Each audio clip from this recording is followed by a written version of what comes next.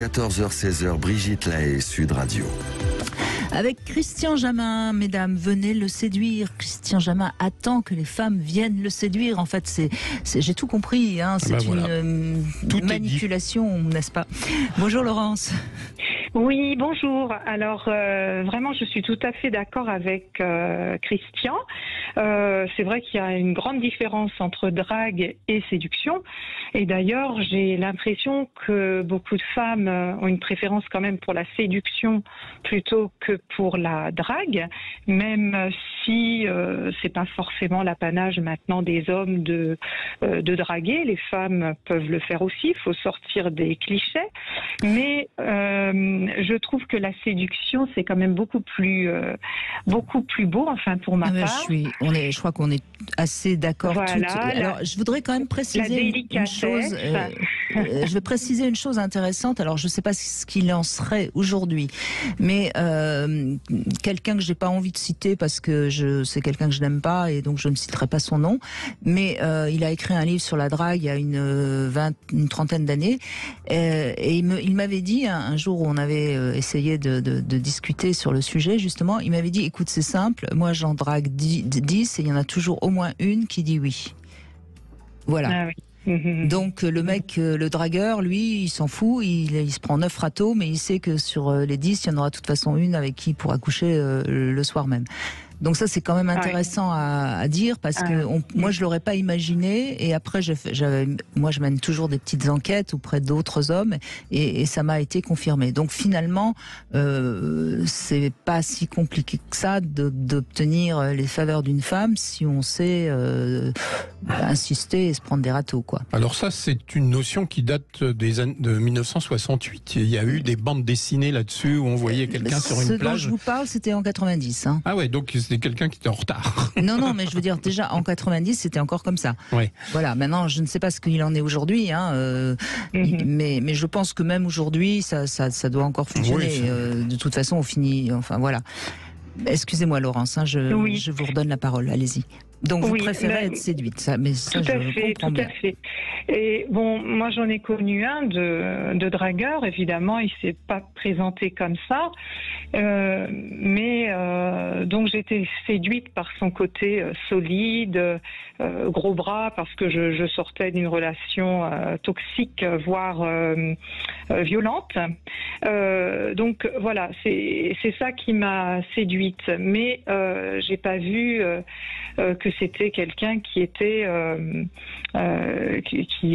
dragueur, pas fidèle, etc. Et donc il se présentait comme étant toujours, bon, il était veuf, mais même il continuait de draguer avec moi comme étant veuf sur les réseaux sociaux, parce que après j'ai su par des personnes qui le connaissaient que en fait ça marchait mieux quand on était veuf.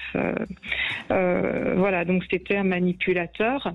Enfin, ce que je voudrais dire surtout, c'est que les femmes, elles sont vraiment très sensibles après avoir beaucoup cheminé, avoir eu beaucoup d'expérience. C'est pas le côté drague qui va les fasciner. Enfin, je pense qu'il faut vraiment discuter, beaucoup discuter, homme comme femme. Hein.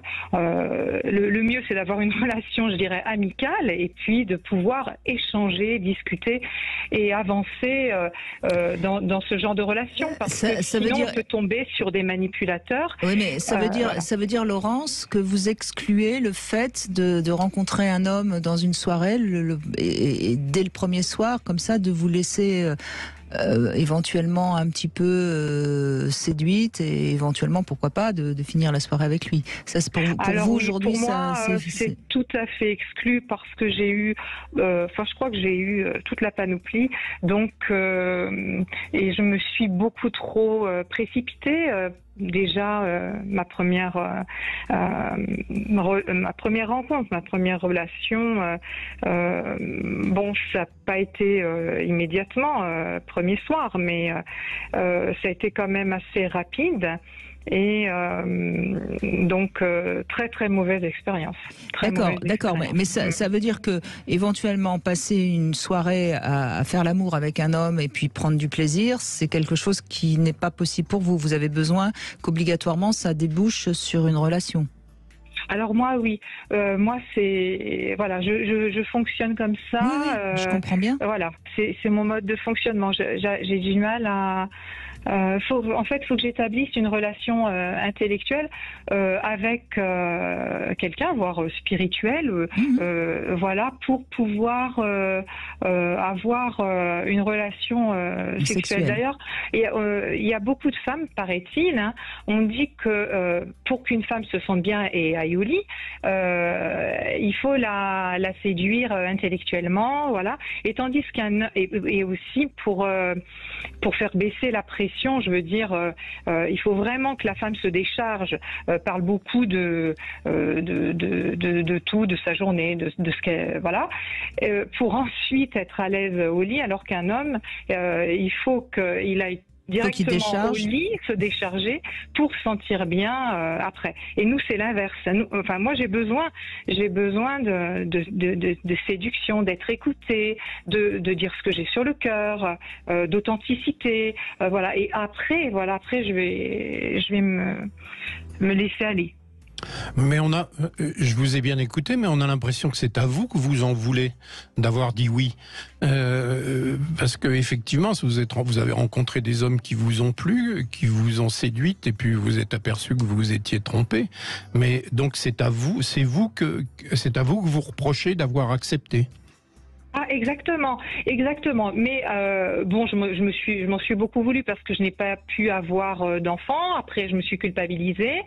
Mais maintenant, je suis plutôt dans la résilience et je me dis, finalement, tout ça t'a fait des expériences et puis tu as peut-être gagné en discernement au niveau de la qualité d'une relation que tu peux avoir, ne serait-ce qu'en amitié ou voilà. Donc, mais c'est vrai que ça a été une longue période de culpabilité parce que j'aurais voulu quelque chose de beaucoup plus beau peut-être, mais maintenant c'est plus le cas. Maintenant c'est au contraire je prends les choses positivement. D'accord. Mais de toute façon, quoi qu'on en dise, qu'on soit un homme ou qu'on soit une femme, quand on va séduire quelqu'un, on va de toute façon se présenter sous son meilleur jour.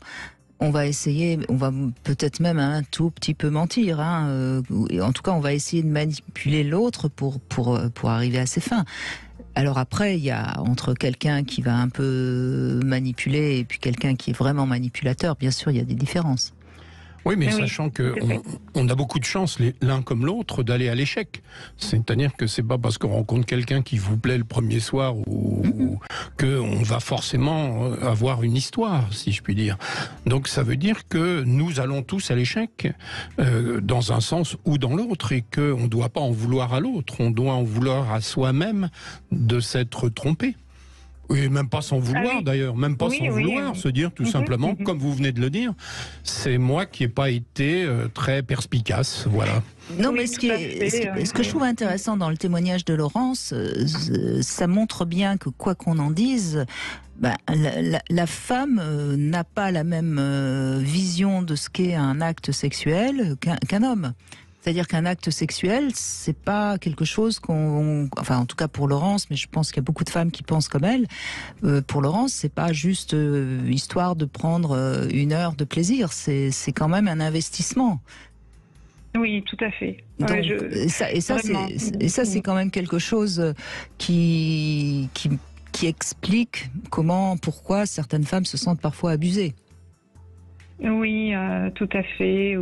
Parce qu'elles ont accepté d'avoir une relation sexuelle et puis finalement, le lendemain, le mec ne pense même pas à l'appeler pour dire merci pour ce moment. Oui, tout à fait. Ouais, je suis tout à fait d'accord avec ça. Oui, c'est bien ce que j'entends dans vos propos. Et ça, c'est quand même quelque chose qui est important à comprendre parce que pour un homme, c'est quand même assez rare qu'ils se disent zut, j'aurais pas dû, même si parfois aussi, bien sûr, vous avez des soirées où vous dites j'aurais pu m'abstenir, j'aurais mieux fait de regarder un film. Mais c'est pas, vous sentez pas abusé, je veux dire. Vous voyez ce sentiment de s'être gâché, de s'être sali, tout ça, c'est quand même quelque chose de très féminin. Oui, non, mais vous avez raison, mais j'insiste sur le fait que c'est parce qu'on a dit oui qu'on s'en veut. C'est là Et donc quand une femme est déçue, elle est surtout déçue de ne pas avoir été... Oui, d'accord, Christian, mais si cet homme a raconté des tas de bobards pour arriver à ses fins, oui, bien sûr. et que le lendemain elle se sent un peu salie, c'est normal qu'elle puisse un peu en vouloir à l'autre. Là complètement. Donc, mais c'est pas la séduction qui est en cause, c'est le mensonge. Donc ça, c'est pas la même chose. Oui, mais enfin, vous êtes d'accord que quand on essaye de séduire quelqu'un, on ment toujours un tout petit peu. Non, pas moi. Non, pas du tout. Vous faites votre premier mensonge, là, votre nez se rallonge. Mais ce qui compte, c'est vraiment la qualité de la relation. Enfin, je crois que beaucoup de personnes, hommes comme femmes, ils aspirent aussi à avoir une belle relation avec de l'authenticité. Mais c'est vrai qu'on est je dirais en conflit ou avec d'autres personnes qui n'ont pas du tout les mêmes attentes, qui sont soit, je vais dire, des consommateurs ou qui... Et c'est pour ça il faut faire preuve de discernement, être patient, des fois être observateur, bien observatrice, avant de se lancer. Et bon, si j'avais eu une fille, d'ailleurs je le dis aussi des fois avec mes élèves parce que j'en discute, je leur dis de bien prendre leur temps parce que ils ont souvent les hormones en ébullition, il y a aussi l'internet, il y a le porno, etc. Et après certains sont mal, et certains tombent en dépression, voilà.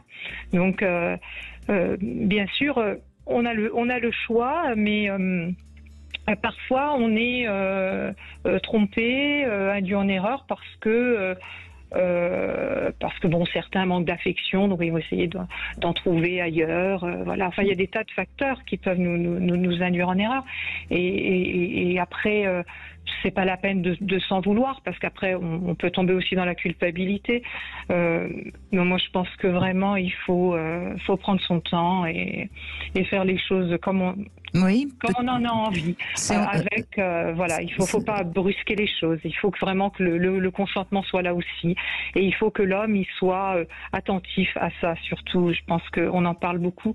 Et j'espère que ça évolue de ce côté-là. Alors, ça évolue évidemment, puisque les choses bougent quand même beaucoup. Après, est-ce qu'aujourd'hui, il y a toutes les femmes pensent comme ça?